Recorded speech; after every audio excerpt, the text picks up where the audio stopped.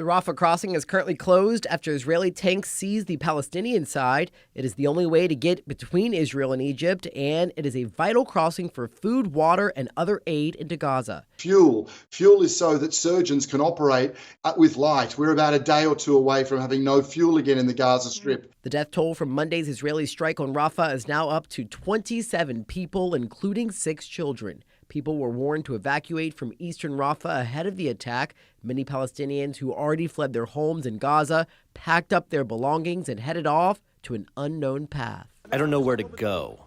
I don't know where to head to. I prefer to die. Death is more dignified than this. The Israeli government said the strikes were a negotiating tactic with Hamas after the militant group announced it had accepted a deal proposed by Egypt and Qatar. Israel said the deal had not met its demands. The sticking point is that Hamas is calling for an end to the war, while Israel only wants a temporary ceasefire. A senior White House official also revealed the U.S. paused a shipment of 3,500 bombs to Israel over concerns they could be used in Rafah. The Biden administration says its main concern is that it has not seen detailed plans to protect the more than 1 million Palestinian civilians living in the city. Those people need to have somewhere to go. And the place that they go to needs to have sufficient food, sufficient water, sufficient housing, sufficient sanitation. And we have not yet seen a plan that would deliver that. This as President Joe Biden denounced the rise in anti-Semitism across the country during a Holocaust Day of Remembrance event on Tuesday.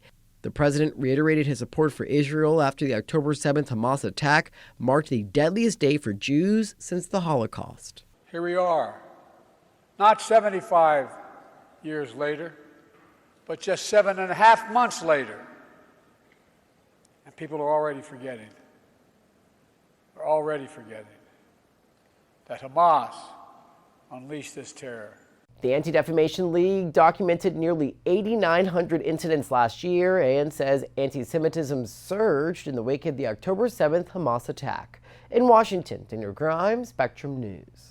Thank you for watching our YouTube channel. Let Spectrum News be your resource for balanced, in-depth political coverage, and click the subscribe button right here. You can also download our app or watch us on TV to learn more about the candidates, where they stand on the issues, and more. We'll see you then.